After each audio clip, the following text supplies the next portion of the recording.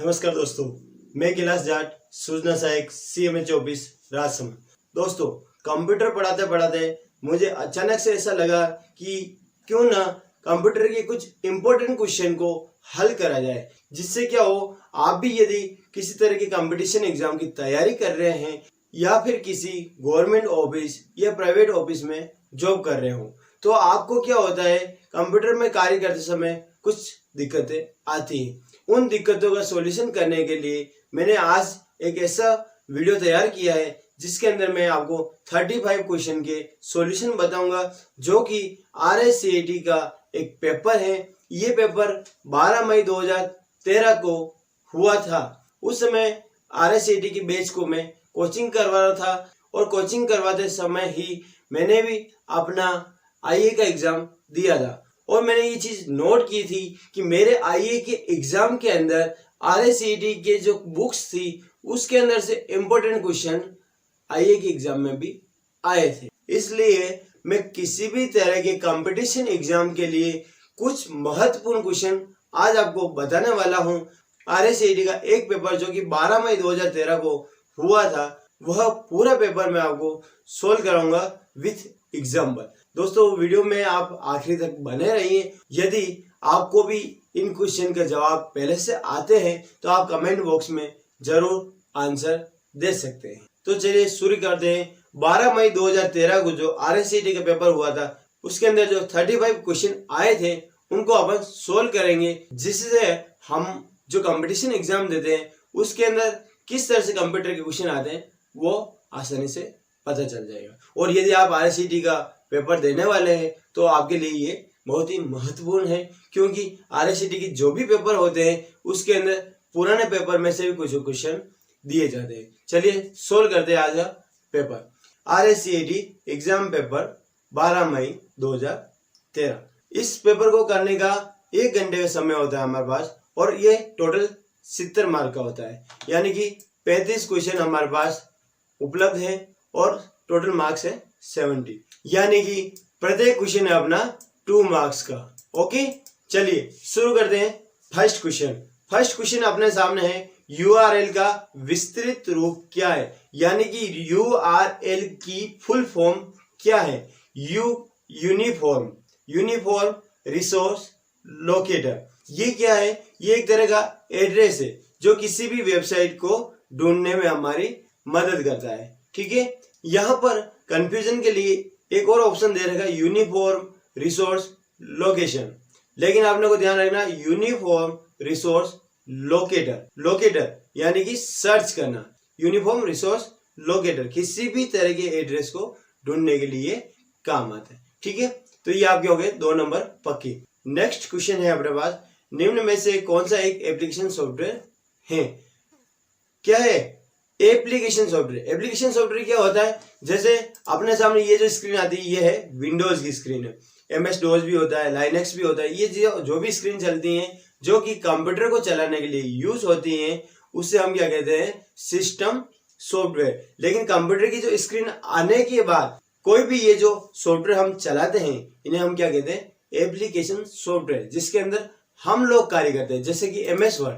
ठीक है, तो MS वर्ड क्या है, एक एप्लीकेशन सॉफ्टवेयर। अब इसकी चॉइस क्या हुई, MS वर्ड। इसका सही आंसर है। ठीक है, ये हो गया आपके 4 मार्क्स।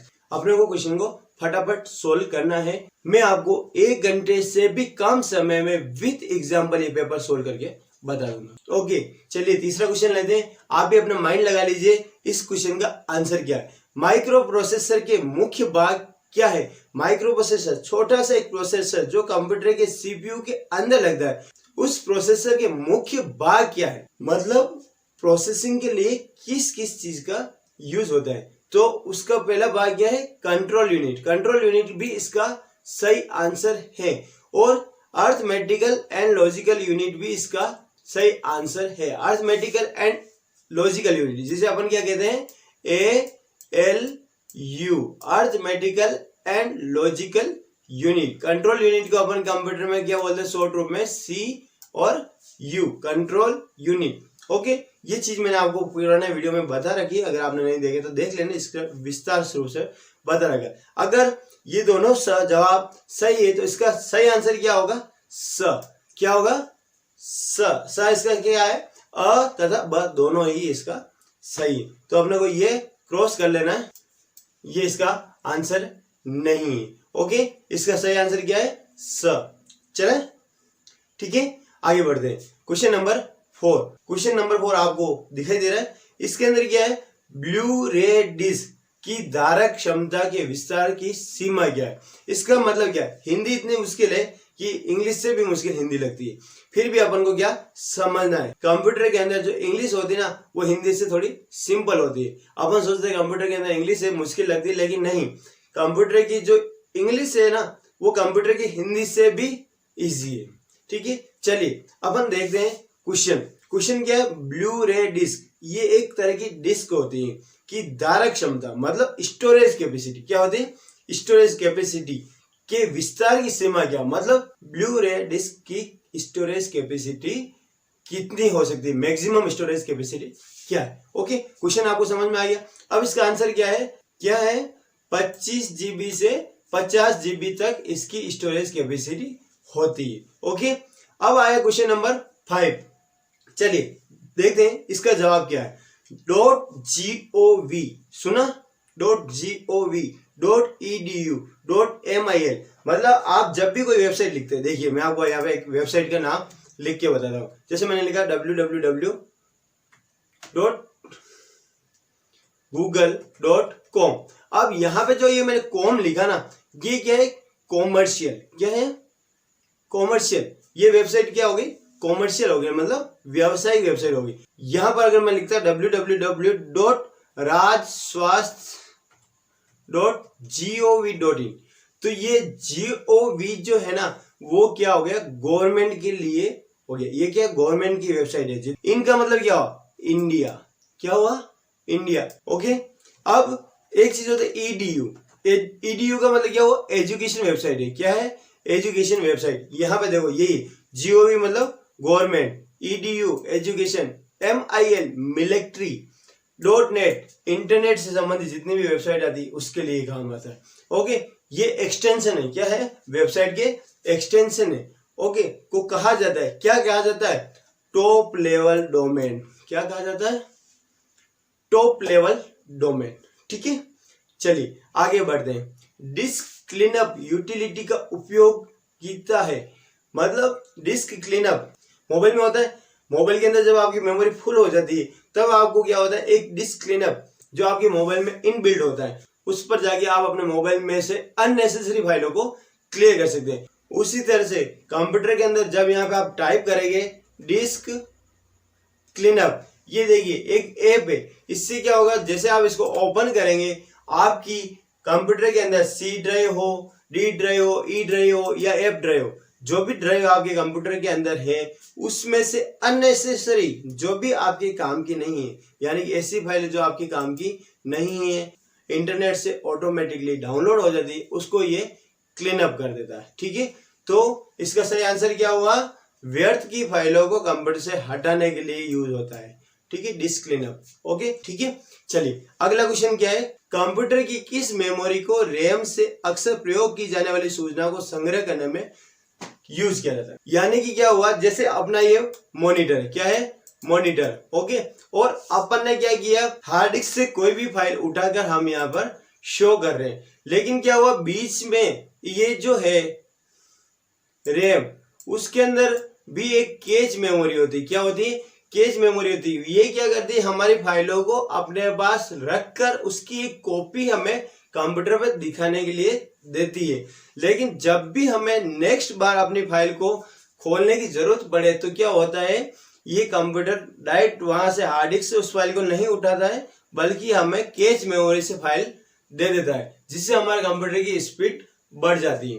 देखो, मैं अभी आपको एक सामने वर्ड की फाइल दिखा रहा हूँ। इस वर्ड की फाइल में क्या हो रहा है? यहाँ पे अपन देखेंगे रिसेंटली फाइल, ठीक है। यहाँ पे क्या हो रहा है? हमने अभी अभी जो फाइलें यूज की है उनकी एक लिस्ट दिखाई दे रही है। तो जैसे मैं किसी भी फाइल पे क्लिक करूंगा, वो फाइल हमारी ओपन हो जाती है। ये फाइल कैसे ओपन हुई? कैच मेमोरी के माध्यम। ठीक है, ये क्लियर है? तो इस क्वेश्चन का जवाब क्या हुआ?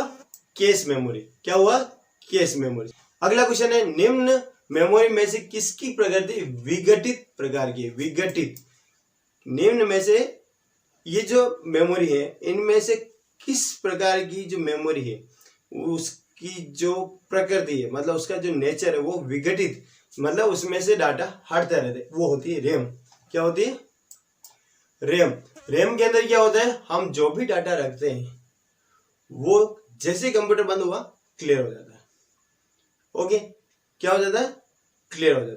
अपन ने जैसे कंप्यूटर ऑन किया, कंप्यूटर के अंदर हार्ड डिस्क पे क्या हुआ, सिस्टम सॉफ्टवेयर पड़ा हुआ है, सिस्टम सॉफ्टवेयर की फाइलें रैम के माध्यम से सारी कंप्यूटर पे स्टोर हो गई। ओके, कंप्यूटर चल रहा है, लेकिन जैसे कंप्यूटर को अपन ने शट डाउन किया, रैम पूरी क्लियर हो गई।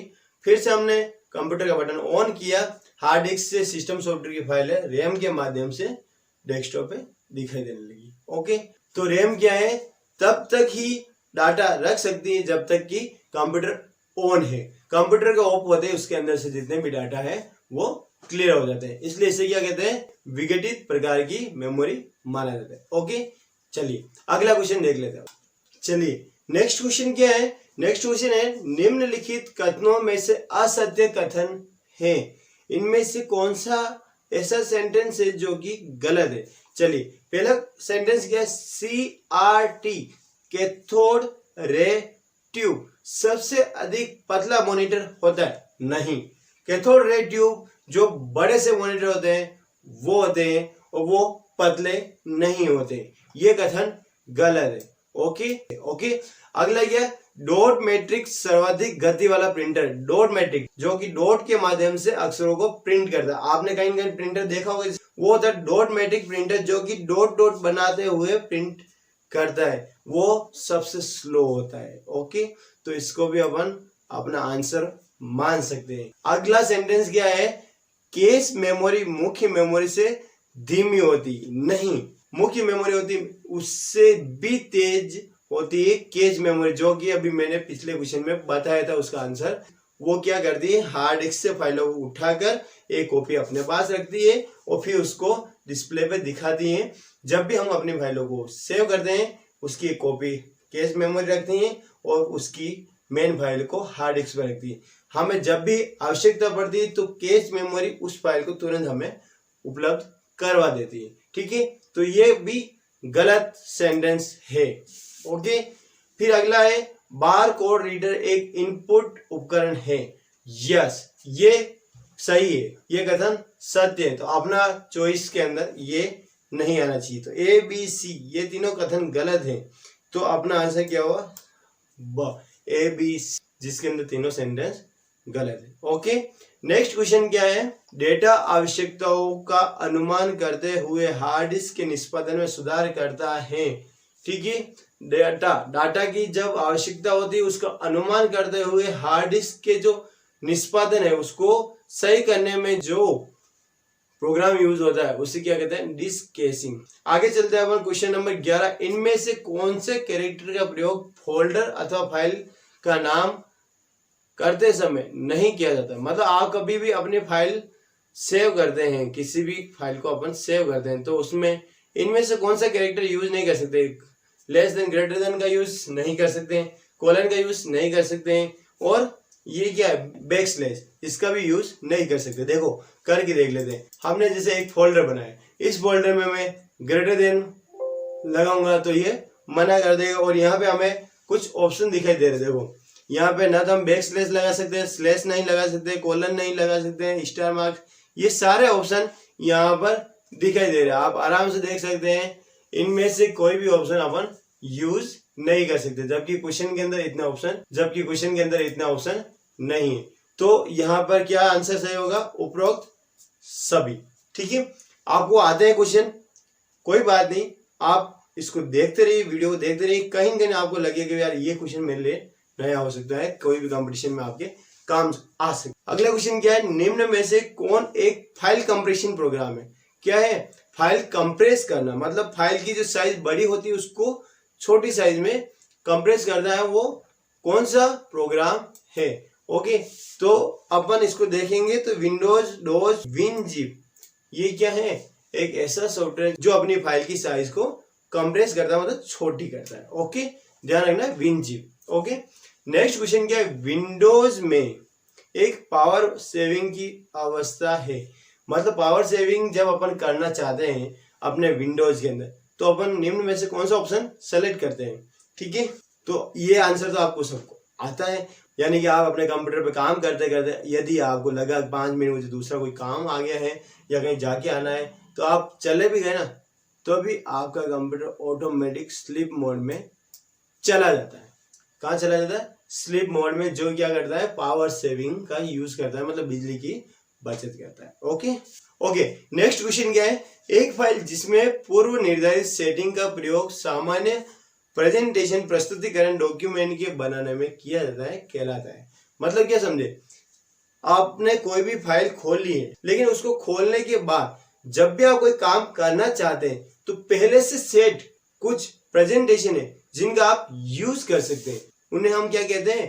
टेम्पलेट। आप देखोगे MS वर्ड के अंदर आप जैसे काम कर रहे हो तो यहाँ पर जब इंसर्ट करते समय आप कवर पेज लाते हो तो ये कुछ पहले से सेट डॉक्यूमेंट हम यूज कर सकते हैं। इनको हम क्या कहते हैं? टेम्पलेट। क्या कहते हैं? टेम्पलेट। ये हर एक प्रोग्राम के अंदर होता है। कोरल ड्रॉ के अंदर भी ये चीज होती है जिसके अंदर पहले से सेट कुछ डॉक्यूमेंट होता है, उसको केवल आप क्लिक कर लो और उसके अंदर आप आराम से एडिटिंग करके उसको यूज कर सकते हो। ठीक है, ये क्वेश्चन भी आपका क्लियर हो गया। अगला क्वेश्चन क्या है? जल्दी जल्दी करना है, 35 क्वेश्चन करने हैं, देखते हैं क्या होता है। अगला क्वेश्चन क्या है? एक ऐसी प्रक्रिया जिसमें एक साथ बहुत से प्राप्तकर्ताओं को संदेश भेजा जा सकता है। मतलब समझे, हम कई लोगों को एक साथ संदेश भेज सकते हैं, वो कौन सी प्रक्रिया है? MS वर्ड के अंदर होता है मेल मर्ज। क्या होता है? Mail merge. ये एक ऐसा कमांड है जिसके अंदर हम क्या कर सकते हैं? एक से अधिक लोग 100, 500, 1000, 5000 लोगों को एक साथ एक ही क्लिक में सबको लेटर भेज सकते हैं, संदेश भेज सकते हैं। उसके लिए कुछ नहीं करना पड़ता, आपको एक कमांड का यूज करना है और आपके पास 500 पेज एक साथ एक क्लिक, वो भी एक स्पेशल कमांड है जिसका मैं एक अलग से वीडियो बना के बता दूंगा। ओके, नेक्स्ट कमांड क्या है? MS वर्ड में किस शॉर्टकट कीज का प्रयोग फॉन्ट साइज को बढ़ाने हेतु किया जाता है? ठीक है, तो फॉन्ट साइज को बढ़ाने के लिए हम यूज करते हैं greater than. Ctrl+Shift+ greater than का सिंबल है, इससे हम MS वर्ड में फॉन्ट की साइज को बढ़ाने में यूज करते हैं। ओके, चलिए नेक्स्ट है एक्सेल में सभी फॉर्मूले किस से शुरू होते हैं? आंसर आपको सिंपल है, आपको आता है स। ठीक है, बराबर के सिंबल से MS एक्सेल में किसी भी फॉर्मूले को स्टार्ट करते हैं। ठीक है, जबकि मैथ्स के अंदर क्या होता है? बराबर का सिंबल लास्ट में लगता है। जैसे अपन लिखते हैं 5 + 5 तो इक्वल टू लास्ट में लगता है 10, जबकि एक्सेल में क्या होता है? इक्वल टू 5 + 5 और एंटर करते हैं। एंटर करते ही क्या होता है? 10। इसका आंसर उस सेल में दिखाई देता है। कैसे देखते हैं बताऊं? ये आता है, चलो आता है, सिंपल करके देख लेना। ओके, नेक्स्ट क्या है? Question number 18। इसमें क्या है? Automatic relative cell. Automatic relative cell reference को रोकने के लिए किस कैरेक्टर का प्रयोग कॉलम के पूर्व में किया जाता है? ठीक है, यानी कि क्या होता है? एक्सेल, माइक्रोसॉफ्ट एक्सेल, इसको अपन खोल के देख लेते हैं। इसके अंदर क्या है? कोई भी सेल उसका एड्रेस आप चाहते नहीं बदले। कैसे नहीं बदले देखते हैं। जैसे मैंने यहाँ पे कोई भी फॉर्मूला लिखा इक्वल टू ये प्लस ये। ओके, तो जैसे हम एंटर करेंगे यहाँ पे फॉर्मूला हमें शो हो रहा है, इसको फॉर्मूला बार कहते हैं। फिर मैं इसको यहाँ से खींचूंगा तो अगली सेल में यहाँ पे बदल गया एड्रेस। ये देखो यहाँ पे 2 था और यहाँ पे 3 हो गया, है ना।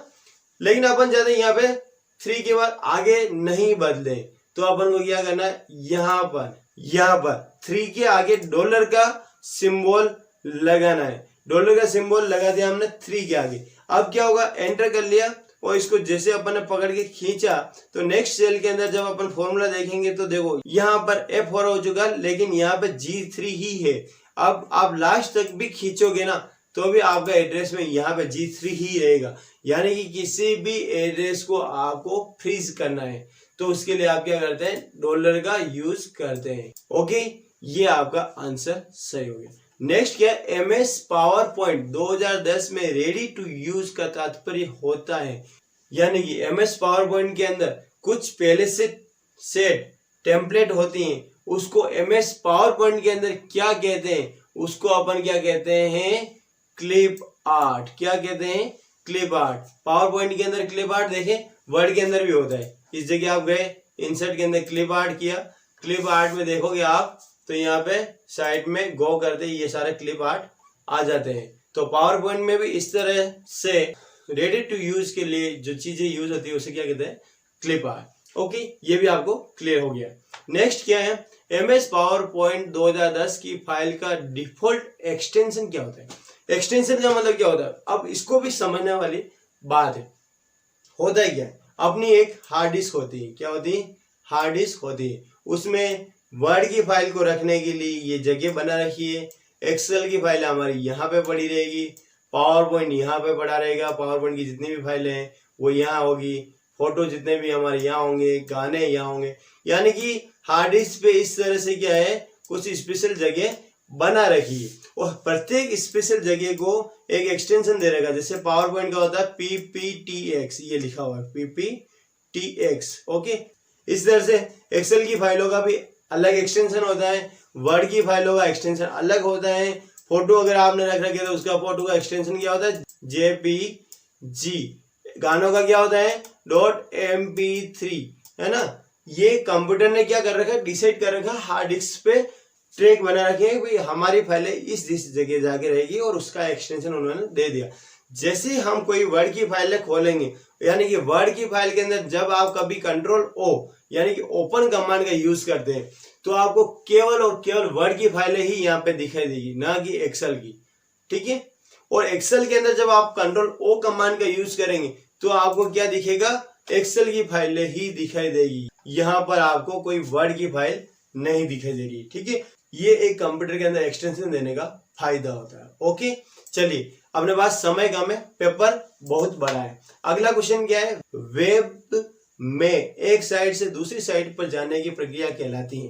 क्या कहलाती है, जब भी आप इंटरनेट पर कोई भी कार्य कर रहे होते हैं तो उस पर एक ब्लू कलर का लिंक दिखाई देता है और उस लिंक पर आप जैसे क्लिक करते हैं आपके सामने एक नया पेज खुल जाता है। वो एक पेज से दूसरे पेज पर जाने की जो प्रक्रिया होती है ना, उसे हम क्या कहते हैं, नेविगेटिंग। क्या कहते हैं, नेविगेटिंग। ओके, लिंकिंग तो उस पर लिंक दे रहेगा है, लेकिन क्लिक करेंगे लिंक पर और जाएंगे नए पेज पे। इस प्रक्रिया को क्या कहते हैं, नेविगेटिंग। ओके, संक्षिप्त रूप ISP का विस्तृत रूप है, मतलब एक छोटा सा नाम है ISP। क्या है, ISP। इसका फुल फॉर्म क्या है, तो इसकी फुल फॉर्म क्या है, इंटरनेट सर्विस प्रोवाइडर। ये एक ऐसी संस्था है जो कि हमें इंटरनेट प्रदान करती है। इंटरनेट सर्विस प्रोवाइडर, इंटरनेट की सर्विस हमें देती हैं, उसे हम क्या कहते हैं, ISP। ओके, क्लियर है, ये एक कंपनी है जो हमें इंटरनेट की सर्विसेज देती है। चलिए, नेक्स्ट क्वेश्चन क्या है, संक्षिप्त रूप FAT का विस्तृत रूप क्या है। एक छोटा सा नाम है FAT, उसका पूरा नाम क्या है, FAT, FAT। इसका पूरा नाम क्या है, फाइल एलोकेशन टेबल। ठीक है, चलिए, अगला क्या है, वह अनुवादक जो हाई लेवल लैंग्वेज में लिखे हुए प्रोग्राम को मशीन भाषा में अनुवाद करता है। आप बताओ, आप RSCD का पेपर कर रहे हो और क्वेश्चन आ रहा है हाई लेवल का, यानी कि लैंग्वेज, कंप्यूटर के अंदर जो लैंग्वेजेस होती है, तीन तरह की लैंग्वेज होती है। उसमें से जो सबसे बड़ी लैंग्वेज होती है वो होती है हाई लेवल लैंग्वेज, तीसरे प्रकार की। उसके अंदर जो लिखे हुए प्रोग्राम होते हैं, हाई लेवल लैंग्वेज में लिखे हुए प्रोग्राम को मशीन भाषा में, मशीन भाषा जो कंप्यूटर समझता है, मशीन भाषा जो कंप्यूटर समझता है, जो 0 और 1 होती है। क्या होती है, 0 1। कंप्यूटर केवल 2 अक्षर समझता है, 0 और 1। ठीक है, आप कंप्यूटर के अंदर आपका नाम लिख रहे हैं तो भी कंप्यूटर उसके अंदर उसको 0 1 के रूप में ही, ठीक है, कंप्यूटर के अंदर बाइनरी नंबर सिस्टम भी होते हैं, ये भी मैं आपको वीडियो बना के बता दूंगा। ठीक है, चलिए, तो इसका आंसर क्या है, इंटरप्रिंटर। ये क्या करता है, हाई लेवल लैंग्वेज को मशीन लैंग्वेज में बदल देता है। ओके, नेक्स्ट क्वेश्चन क्या है, ऑपरेटिंग प्रणाली जब एक साथ एक से अधिक अनुप्रयोग पर कार्य करती है तो यह कहलाती है। ओ, हिंदी। हिंदी इंग्लिश से भी मुश्किल, इसको अगर आप ध्यान से पढ़ोगे ना तो आपको इसका प्रश्न का मतलब ही समझ में नहीं आ रहा है। ये प्रश्न क्या है, ऑपरेटिंग सिस्टम, प्रणाली मतलब सिस्टम, जब एक साथ एक से अधिक अनुप्रयोग पर कार्य करती है, एक साथ एक से अधिक कार्य करती है। मतलब जैसे मैं अभी क्या कर रहा हूँ, इंटरनेट एक्सप्लोरर चला रहा था, ठीक है, जो पीडीएफ के रूप में एक फाइल खुली हुई थी, उसके साथ साथ मैंने वर्ड भी चला लिया, उसके साथ साथ मैंने एक्सेल भी चला लिया।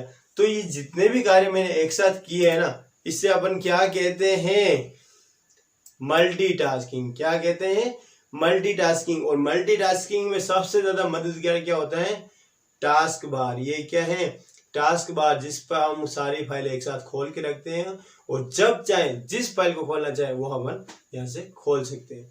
ठीक है, चलिए नेक्स्ट क्वेश्चन क्या है, MS वर्ड 2010 में जब हम टेक्स्ट का चयन करते हैं, मतलब सेलेक्ट करते हैं, टेक्स्ट को सेलेक्ट करते हैं, तो क्या दिखाई देता है, एक मिनी टूल बार ऑटोमेटिक खुल जाता है। क्या खुल जाता है, एक मिनी टूल बार। देखते हैं MS वर्ड के अंदर मैंने किसी अक्षर को सेलेक्ट किया, तो सेलेक्ट करने के बाद आप यहाँ पे देखोगे एक छोटा सा टूल बार ऑटोमेटिक खुल गया है। इसे अपन क्या कहते हैं, मिनी टूल बार। ओके, चलिए अगला क्वेश्चन करते हैं। देखिए समय बहुत कम है, क्वेश्चन अभी भी बाकी है, चलिए जल्दी जल्दी कर लेते हैं। कौन सी कीज का प्रयोग करने से फाइंड व रिप्लेस का विकल्प खुलता है, इनमें से कौन सा कमांड हम यूज करते हैं वर्ड में, चलिए जल्दी से। और फाइंड और रिप्लेस कमांड एक साथ खुलने के लिए कौन सा शॉर्टकट यूज करते हैं, Ctrl+H। जैसे Ctrl+H किया, फाइंड एंड रिप्लेस कमांड का डायलॉग बॉक्स है वो ओपन हो गया। ठीक है, तो इसका आंसर क्या है, Ctrl+H। इसका यूज करके अपन क्या कर सकते हैं, फाइंड और रिप्लेस कमांड का डायलॉग बॉक्स खोल सकते हैं। ठीक है, चलिए अनडू ऑप्शन किस कुंजी द्वारा संपादित किया जाता है। ये देखिए, ये ऐसा क्वेश्चन है जो इतना इजी है, लेकिन अपन इस हिंदी को देखिए भूल जाएंगे क्या आंसर है। इसको अगर इंग्लिश में पढ़ते तो अपने को जल्दी से समझ में आ जाता है अनडू कमांड का शॉर्टकट क्या है। तो अनडू कमांड का शॉर्टकट क्या है, Ctrl+Z, जो कि अगर अपने कंप्यूटर के अंदर नहीं होता ना तो मेरा प्रॉमिस है आप कभी कंप्यूटर नहीं चला सकते, क्योंकि कंप्यूटर के अंदर छोटी छोटी चीजों पे भी गलती होती है और उसको सुधारने के लिए अपन Ctrl+Z कमांड का यूज करते हैं। ठीक है, चलिए अगला क्वेश्चन क्या है, अगला क्वेश्चन है एक्सेल फॉर्मूला सेल एड्रेस का प्रतिनिधित्व करता है। मैंने अभी आपको बताया था, ठीक है, मैंने अभी आपको जस्ट बताया था, वो इसका आंसर क्या है, एब्सोल्यूट सेल रेफरेंस। मतलब क्या हुआ, हम यहाँ पर जैसे फॉर्मूला लगा रहे हैं, ये और ये दोनों को जोड़ना चाहते हैं, तो यहाँ पे क्या होता है, सेल का एक रेफरेंस है उसका यूज करते हैं। जैसे यहाँ पे मैंने क्लिक किया तो यहाँ पे आ रहा है F और 2, इसका रेफरेंस क्या होगा, F2, इसका क्या होगा, G2। ठीक है, यहाँ पे गया तो इसका एड्रेस क्या होगा, F8। ठीक है, ये यहाँ पे एक एड्रेस लिखा हुआ दिख रहा है, तो ये अपना आंसर हुआ एब्सोल्यूट सेल रेफरेंस। एक्सेल में कभी भी कोई फॉर्मूला लगाते हैं तो जो सेल एड्रेस होता है ना उसका प्रतिनिधित्व करता है, वो होता है कॉलम और सेल से मिलकर बनता है सेल एड्रेस कहलाता है। ओके, अगला क्वेश्चन है एक्सेल सूत्र में संलग्न विस्तार के प्रारंभ अंत में सेल एड्रेस को के द्वारा पृथक किया जाता है। किसके द्वारा पृथक किया जा सकता है, एक शुरू वाला सेल एड्रेस और एक लास्ट वाला सेल एड्रेस। यानी कि क्या हुआ, जैसे एक्सेल में गया, मुझे यहां से लगा कर यहाँ तक सब चीज की टोटल करनी, जैसे मैंने लिखा 1 2 3 4 5, अब मुझे इन सब की टोटल करनी, तो मैंने यहाँ पे ऑटो सम यूज कर लिया। तो यहाँ पर आप देखोगे कि यहाँ पे लिखा हो K2:K6, मतलब K2 तो हो गया ये और ये, यानी कि फर्स्ट और लास्ट सेल के एड्रेस के बीच के अंदर जितनी भी संख्याएं लिखी हैं उन सबको टोटल हो जाएगा। तो इस तरह से जो फॉर्मूला लिखा जाता है उसके अंदर क्या यूज किया जाता है, कोलन। तो इसका आंसर क्या हो गया, कोलन। ठीक है, चलिए 5 क्वेश्चन और बचे, कर लेते हैं फटाफट। पावर पॉइंट के प्रस्तुतिकरण में डुप्लीकेट स्लाइड जोड़ने के लिए किस को प्रयोग किया जाता है। यानी कि जैसे अपन पावर पॉइंट चला लेते हैं, पावर पॉइंट चलाते समय आपको एक डुप्लीकेट स्लाइड लानी है, तो उसके लिए आप क्या यूज करेंगे, आपको कुछ नहीं करना। जैसे आपने यहाँ पे एक न्यू स्लाइड इंसर्ट कर ली, ठीक है, आप ऐसी की ऐसी एक और स्लाइड लाना चाह रहे हैं, तो आप यूज करेंगे डुप्लीकेट सेलेक्टेड स्लाइड, आपके सामने सेम टू सेम स्लाइड और आ जाएगी। तो इसका आंसर क्या हुआ? स। ये क्या है? कंट्रोल डी, इसका शॉर्टकट है। देखते हैं, कंट्रोल डी का यूज किया और फिर से एक नई स्लाइड आ गई, सबके अंदर एक जैसी स्टाइल दिखाई दे रही है। ठीक है, तो सेम टू सेम स्लाइड और बनाने के लिए कंट्रोल डी का यूज किया जाता है। नेक्स्ट क्वेश्चन क्या है? ईमेल में प्रयोग आने वाले BCC ब्लाइंड कार्बन कॉपी का विस्तृत रूप क्या है? ये देखियो नीचे आ गया, क्वेश्चन का आंसर भी आ गया साथ ही साथ। क्या है? Blind carbon copy. ठीक है, कैसे? जैसे मैं दो लोगों को मेल करना चाह रहा हूँ, एक का एड्रेस मैंने 2 के अंदर लिख दिया और एक का एड्रेस मैंने BCC के अंदर लिख लिया। तो BCC के अंदर जो एड्रेस लिखा वो 2 में लिखे हुए एड्रेस वालों को मेल नहीं दिखाई देगा कि किस किस को अपन ने मेल भेजा। लेकिन 2 के अंदर अगर मैंने 2 जनों को मेल भेजा तो दोनों को पता चल जाएगा ये मेल उसको भी गया है। ठीक है, तो ब्लाइंड कार्बन कॉपी। 3 क्वेश्चन और बचे अपने पास। यूजर के बारे में सूचना संग्रहित करने वाली फाइल, यूजर के बारे में जो सूचनाएं संग्रहित करती है वो क्या होती? कुकीज। जब आप किसी भी तरह का फॉर्म भरते हैं ऑनलाइन, आपने देखा होगा पूरा फॉर्म भर लेते हैं, सबमिट करते समय कोई न कोई एरर आ जाती, फिर से उस फॉर्म को जब आप भरते हैं तो आप एक अक्षर लिखते हैं आपका नाम आ जाता है, फिर कुछ लिखते हैं, फिर आप डेट ऑफ बर्थ लिखते हैं, 03 लिखा तो आपकी पूरी डेट ऑफ बर्थ आ गई। ये चीज जो आपने जस्ट पहले भरी है और सबमिट करते समय कोई एरर आ गया और फॉर्म बंद हो गया, फिर से उसको ओपन करना है। तो इसके लिए क्या करता है, इंटरनेट पर जो ब्राउजर होता है वो अपने द्वारा प्रदान की जाने वाली जानकारी को सूचना संग्रहित करता है, उसे क्या कहते हैं? कुकीज कहते हैं। ओके, चलो 2 क्वेश्चन और है। निम्न में से किस कुंजी का उपयोग वर्तमान में चल रही एप्लीकेशनों का चयन करने के लिए किया जाता है? चलिए आपके सामने क्या क्वेश्चन है? आपके सामने क्वेश्चन ये है कि इतनी सारी एप्लीकेशन चल रही, उनमें से हमें कौन सी एप्लीकेशन यूज करनी है? तो एल्टर के साथ टैब बटन, ये देखो हमारे पास 5 ऑप्शन खुल गए। ये एल्टर टैब के साथ मैं अभी टैब बटन दबा रहा हूँ ना, एल्टर बटन मैंने दबा रखा और टैब बटन दबा रहा हूँ। तो जो भी, जैसे अभी वर्ड चलाना वर्ड चला दिया, एक्सेल चलाना एक्सेल चला दिया, फिर इंटरनेट चलाना एक्सप्लोरर आ गया, उसके बाद पेपर चलाना, इनमें से जो भी चीज आप चलाना चाहो ना तो आप एल्टर टैब का यूज कर सकते हैं। तो क्वेश्चन क्या है? किस शॉर्टकट की के माध्यम से हम एक से अधिक प्रोग्राम में से किसी एक का चयन कर सकते हैं? निम्न में से किस कुंजी का प्रयोग वर्तमान में चल रही एप्लीकेशन का चयन करने के लिए किया जाता है? तो एल्टर टैब इसका सही आंसर है। लास्ट क्वेश्चन आपको आता होगा, आसानी से पढ़ने के लिए किसका उपयोग सूचना को हॉरिजॉन्टल रो और वर्टिकल कॉलम में व्यवस्थित किया जाता है? बताओ। टेबल। इसका आंसर क्या है? टेबल। टेबल के अंदर क्या होता है? सूचना को हॉरिजॉन्टल रो, ये क्या होगी? रो। वर्टिकल कॉलम, ठीक है, में व्यवस्थित किया जाता है, वो क्या होगी? टेबल बन गई। क्या बन गई? टेबल बन गई। ठीक है, तो ये आपके 35 क्वेश्चन सोल्व हुए। इन 35 क्वेश्चन को एक बार आप वीडियो को रिपीट करके देख लेना, इससे आपको कंपटीशन एग्जाम में भी फायदा मिलेगा। कोई भी आईए के एग्जाम दे रहे हैं, चाहे आप पटवारी के एग्जाम दे रहे हैं या जो भी कंपटीशन एग्जाम दे रहे हैं जिसके अंदर कंप्यूटर का पेपर अगर है तो आपको ये पेपर बहुत ही मदद करेगा। और अगर आप और भी इसी तरह की वीडियो देखना चाह रहे हैं तो हमारे चैनल को लाइक, सब्सक्राइब और अपने दोस्तों को शेयर करना ना भूलें। ठीक है, मिलते हैं नेक्स्ट वीडियो के साथ। तब तक के लिए जय हिंद, जय भारत।